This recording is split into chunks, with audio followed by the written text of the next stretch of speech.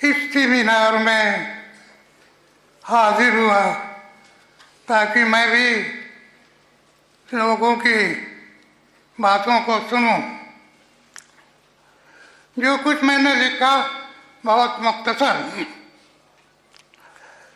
मैंने एक बात तो हज़रत शाह साहब रहमतुल्लाह अलैह के बारे में हम और आप क्या कर सकते हैं, और हम और आपका यह कहना यह वैसे थे, ये वैसे थे, ये महज हिमाकत है।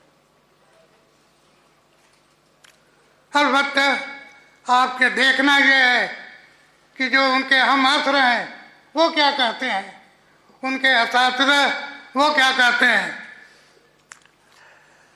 आप हजरात इस बात को इस ज़हन नशीन रखें कि इन हजरात की तालिब इल्मी का ज़माना उस वक्त का है जब मदरसे में मतबख नहीं था, लोगों के घरों पर खाना आपके मिलता था, उस ज़माने का है। उस ज़माने में दस्तूर था जो सबसे अच्छे लड़के होते थे वह सबसे पहले आपके नाजिम साहब, मोहतमिन साहब, मौलाना अहमद साहब के यहाँ जाते थे, उनके यहाँ उनका खाना रहता था। और दूसरे नंबर पर हजरत शेखुल हिंद के, ये शाह साहब है, चाहे मौलाना मदनी हो, ये सब तालिब इल्मी के ज़माने में वहीं आपके हजरत हाफिज अहमद साहब के घर खाए हुए हैं। और मौलाना मदनी के जो बड़े भाई थे वो हजरत शेखुल हिंद के यहाँ थे। मेरे कहने का मतलब यह है कि ये हजरात आपके इन लोगों के लिए जाने पहचाने थे और वो लोग भी इनको अच्छी तरह से जानते थे। लिहाज दर्स का ताल्लुक, जो दर्स का तरीक़ा हजरत शेखुल हिंद ने आपके अख्तियार किया था, हजरत शाह साहब ने वही तरीक़ा अख्तियार किया, कोई नया तरीक़ा नहीं। जो नया तरीक़ा है वह यह कि जब अपने असबाक के अंदर उन उलमा और उनकी किताबों का जिक्र करते थे तो उस पर तबसरा फरमाते थे, उसकी हैसियत को मुतय्यन करते थे। यह चीज़ आपके तालिब इल्मों के ज़हन को खोलने वाली, आपके इच्छे तालिबों के ज़हन में उसर पैदा होती थी। यह आपके नई बात आपके शाह साहब की है, लेकिन तरीक़े दर्स और दलाइल और वो तो सब पर वही तरीक़ा। और ये हजरात अपने दर्स के अंदर जो सूफिया अपनी बात कहते हैं उसका भी जिक्र करते थे। आपके आयात के ऐसी निशानियों के जाहिर होने के ऊपर सजदा करना, आपने कुसूफ के अंदर कई सजदे किए, कई नहीं सजदे किए, तरह तरह की गुफ्तगू आपके होती है, मगर एक गुफ्तगू यह है अल्लाह की आयतों की निशानी जब सामने आए तो आदमी को सजदा करना चाहिए।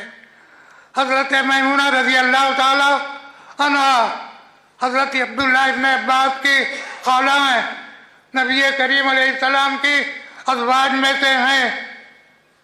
आपके जब उनका इंतकाल हुआ तो अब्दुल्लाह इब्न अब्बास सजदे में चले गए और कहा कि नबी करीम अलैहिस्सलाम के ज़ौजे के दुनिया से रुख़्सत होने से बढ़ करके कौन सी आयत होगी।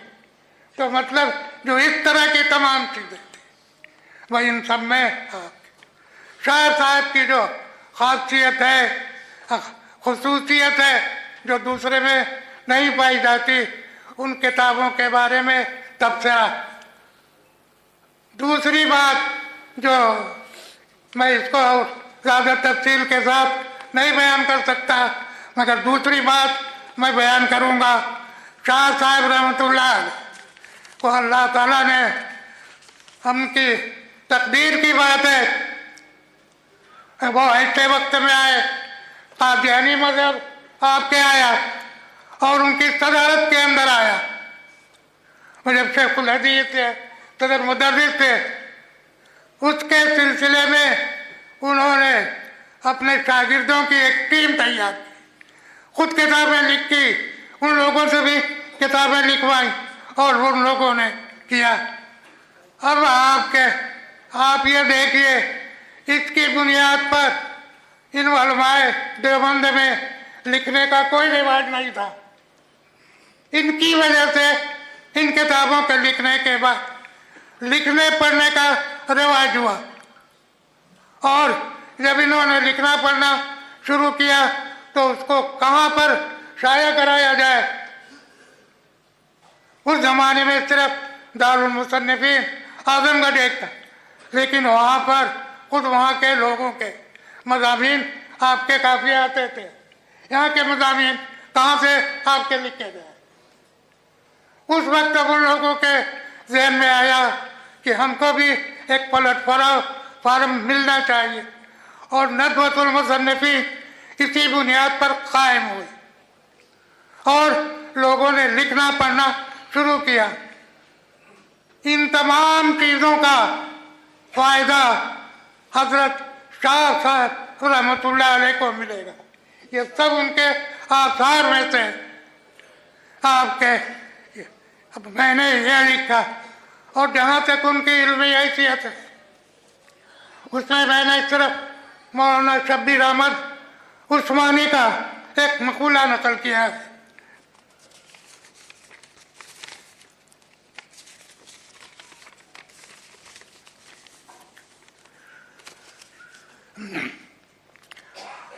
साहब फतुल मुलिम, जिनके इल्म फजल का एतराफ़ वो हाफिज मुखालिफ सब करते हैं, जिन्होंने पाकिस्तान के क़याम में नुमाया किरदार अदा किया और सरकारी तौर पर शेखुल इस्लाम मुकर्रर हुए। उन्होंने हज़रत शाह साहब की वफ़ात के बाद एक जलसे में फरमाया, अगर मुझसे कोई पूछे तुमने हाफिज इब्न हजर, इब्न दक़ीक़ अल-ईद, सुल्तान उल-उलमा अब्दुद्दीन बिन अब्दुल-सलाम को देखा, तो मैं कह सकता हूँ कि हाँ मैंने देखा है और मुलाकात की है।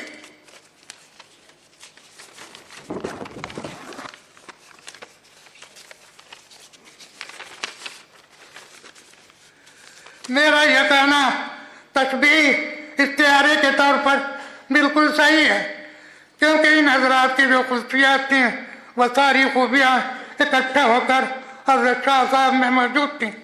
अगर वही ज़माने में होते तो उन्हीं के तबके में शुमार होते। मुझे ऐसा महसूस होता है कि आज इब्न हजर, इब्न दक़ीक़ अल-ईद, इब्न अब्दुल-सलाम सबकी वफ़ात हो गई। इससे बढ़कर उनके अंदर यह बात भी थी कि अल्लाह ने उनके अंदर तक़वा, तवाज़ु, हुस्न खुल्क़ सबको जमा कर रखा था और बहुत कम किसी आलिम में यकजा होते हैं। उसके बाद मैंने शाह साहब की कादियानियों के खिलाफ अज़ीम जद्दोजहद को जिक्र किया है, मगर उसके साथ मैंने इसको पहले जिक्र कर दिया कि जो उलमाए देवबंद में लिखने पढ़ने का सलीका आया है, ये जितना लिखेंगे इन सब का सवाब हजरत मौलाना आपके अनमता कश्मीरी रहमतुल्लाह अलैह को मिलेगा, इसलिए कि इस तरीके पर उन्होंने इस आपके रास्ते पर लगाया। वाक़िर दावाना अल्हम्दुलिल्लाह रब्बिल आलमीन।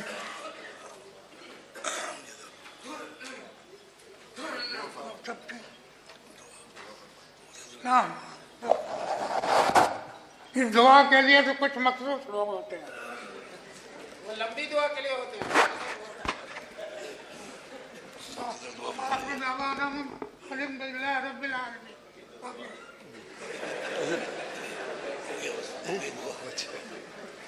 आप ही दुआ कर दीजिए।